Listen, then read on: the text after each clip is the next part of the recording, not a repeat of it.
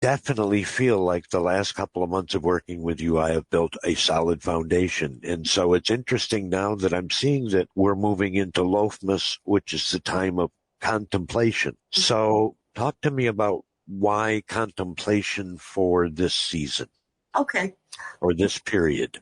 Well, if you think about the associations of the element of air, which is knowledge and ideas and beliefs and all of that, almost mental activity, for want of a better word, it is the time of year that we decided would be a good time to look at our beliefs about our practices, about witchcraft in general, about what we think, what we do, and see, okay, this is what I thought last year, or this is what I believed before. Is it what I still believe now? Has it changed? Has it grown into something that's an expansion of that, or is it something entirely different? Is there something that I put aside because it didn't fit my current whatever I was doing? And maybe Sure. look at it again. And if you think about it agriculturally, which is what a lot of the original pagan stuff, for want of a better word, was based on, this was the time of the first harvest. Is it for, if you go back far enough agriculturally, Yep, I'm with you. grain and all of that, and they used wind to separate like the wheat from the chaff and discard what didn't work anymore, wasn't useful. Sure. This is the time of year where we're kind of winding up projects that we started like springtime. Hanging the meat up on the racks to dry for the winter. Yep, absolutely. All that kind of thing, if you think about it. And this was when you looked at, okay, winter's coming. What do I have the time and energy with the 14 projects I've got going that I know honestly I'm going to finish? And is there stuff that I started that I know I'm never going to get to? So maybe I need to put it down and stop trying to find time to finish it. Or is there stuff I need to put away and come back to later because I'm not ready to deal with it yet? So I'm seeing this contemplation and the way I'm hearing what you're describing as almost like I don't want to say reboot because it's just so ridiculously corny, but yeah, a self-check. What's working? What's not working? What messages have I been overriding that I need to clear off? You know, the little garbage collection from a software point of view. But yeah, what is going on with my system and where could it be improved? Exactly. Okay. And I'm doing this, but I'm doing this with the aid of the elemental energy of air onto my little teeny tiny spark, my internal spark of the divine. Yeah, exactly. Exactly. And one thing that Sue and I have done is create a list, I guess, for want of a better word, of 90-day period, like 30 different like the top 30 of things to kind of start to think about. Sure. You know, to give us a jumping off point, because otherwise you can get yourself down all sorts of rabbit holes that don't serve your purpose, as it were, you know, and I'll be sending you another email, as it were, with the list when we get to Egress. And we set it up that, yes, we have a 90-day period. However, we limited the list, the starting list, or any of the activities for any of the periods to 30 items. Because there's going to be days when I have time and I can, you know, bop through 3 or 4, and then I may have a stretch of 5 or 6 days where the mundane is in the way, so I don't have time to focus on it. And if I have 90 things to do, that means I'm supposed to do 1 a day. And then if I don't, you have stress. Yeah, I'm stressed. I'm going to start to feel guilty, and and now you're not magic. You're mundane. And you're also going to say, "Fuck it!" And why am I bothering to try and get through this because I'm behind? Yep. And then I'm playing catch up, and we make ourselves nuts. So we said, no, we're not going to do 1 a day. We're going to have, like you said, that 3-day period to get through 1. When you think about it, it's like having that 3 days of your full moon ritual where you knew you had those 3 days and it didn't have to be on that particular day. Yeah, plus or minus one has always worked in Dave's universe. Exactly. Lots of people's universes. Okay. And that's kind of where we went with that. And we've done that for all of the different things. It's like when you're celebrating Candlemas, which is fire, which is creativity and inspiration and all of that. We have activities meant to spark your enjoyment of your creativity, kind of beef up your inspiration. Okay, now you're starting to get me excited. Oh, good. I have to tell you so much more now than an hour ago. I have a better understanding of what it means for me to say that last night's ritual, we performed what we call Congress with the elements of earth and air. And then in the process of doing so, I have started what I call the times of contemplation. Mm-hmm. And now I have an understanding of what that contemplation part is really about. Mm-hmm. And I didn't from reading the cue cards before. So that's fine. It's neat to have been able to come away from a podcast having learned something. And I like to think I'm learning along the way with the people that are listening with us. So I hope so. One of the reasons we wanted to do the podcast is we have figured out our own tradition, which is one of the greatest things you can do as a witch or a practicing pagan or whatever you call yourself, is we can figure out what works. And we'd like to share with other people what we're doing. And if they want to run with it, that's great. If they want to disagree with us in nonviolent ways, that's great too. And the idea is to spark discussion, or I hadn't thought of it like that. Or I have come across a couple of other people who do something that's quasi-similar, and they developed it independently of us. And it's kind of life-affirming to know that what we're doing is out there in different forms for different people. Well, and here's what I tell people every day at work.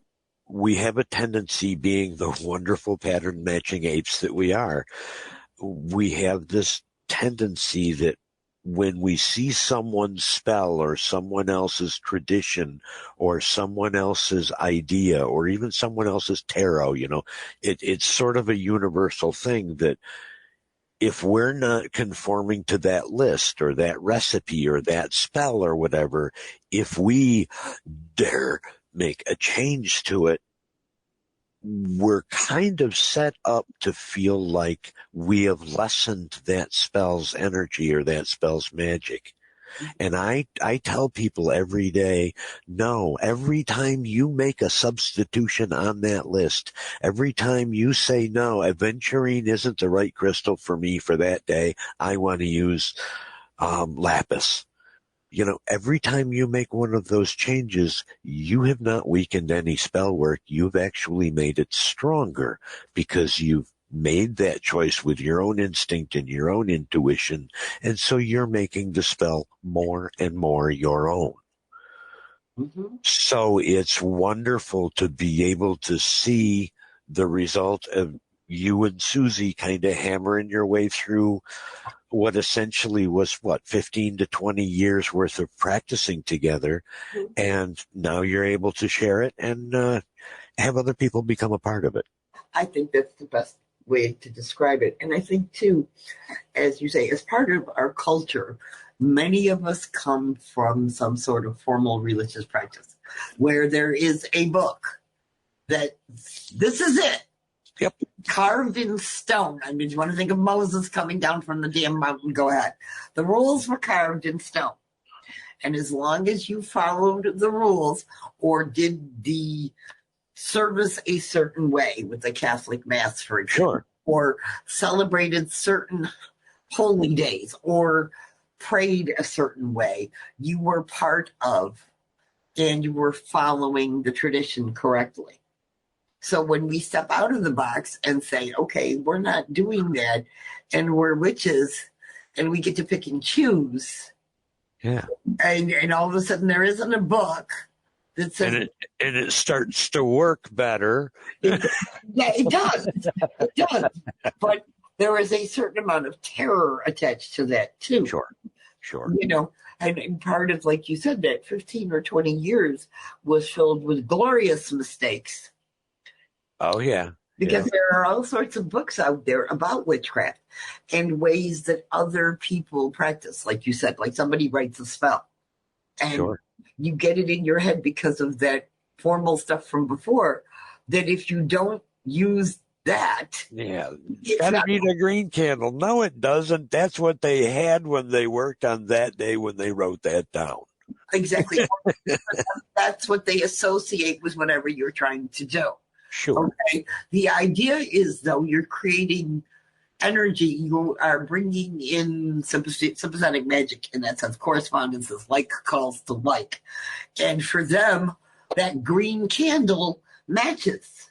It's like money magic spells. How many money magic spells do you read in this country where it has to be green? Okay. That's because in our country, our money is green. You go to somewhere else and it may not be green. Right. To be honest, it's a whole different color or a whole bunch of different colors if you go to places like Australia, where every bill is a different freaking color. So which color do you pick and which one is the right one for money? It's whichever one works for you. Let's be honest. Okay. And I'm just going to let you have that one. I'm sorry. And everything we're talking about now is what Sue and I figured out works for us. And if some of it resonates with you, great. If not, stop listening. If not, and you keep listening, and maybe you'll find something you do agree with me about. Try out some of this stuff. See if it works for you. That's the best part about this. And it doesn't have to be the same. I have a feeling that if you and I are together 10 years down the road practicing, what we're doing then is going to be very different from what we're doing now. Because the whole idea of being a witch is spiritual. Yeah, absolutely. Well, and it's, it's a, we talked about this here a couple of weeks ago where it's a cycle, but it's an onward moving cycle. Yeah. Yes. So because we're doing the cycle of Love Mass, the ice cycle for Love Mass now. And it's new, it's different. Now, next year, if you do it again, you'll be more familiar with how it works. You will have developed a connection with the element of air on some level over this next period of time. So that when we cycle back around to Love Mass next year, your connection with the element of air will be different and deeper and more personal to you. Sure. Hello, old friend. Absolutely. Yeah. So how you experience the rituals and the period and the contemplation and all the things that we do will be different. And that's the fun part. I'm just imagining the human being that I'm going to be next year at this time. Yes. Sorry, I got distracted, but I'm having a very magical night. Oh, me too. But when you think about it, I enjoy it too because it's like I know where I was last year at this time, so that I can go back because I have all the stuff I wrote about my beliefs last year. I kept all that, but that's just me because I'm a natural pack rat when it comes to anything I write. But it's there so that I can go back and say, okay, that's what I thought a year ago.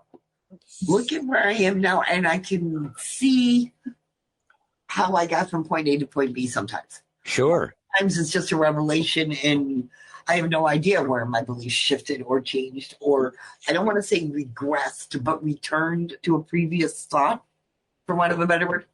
Sure. And what we were talking about in our book on the past tradition is the bare essence of the idea. And what you and I are talking about on the podcast is kind of giving people, hopefully, an idea of how we got it. Well, and how we're able to apply it practically in our practices. Yeah, exactly. Which I think is the best part. I mean, it's great to be able to write and talk about it, but if you don't do anything, there's no point. Religion is a practice. Witchcraft is a practice. Life is a practice. Witchcraft. Life is a practice. So life is a practice, yep. Exactly. So why not put witchcraft and life together and see where it goes?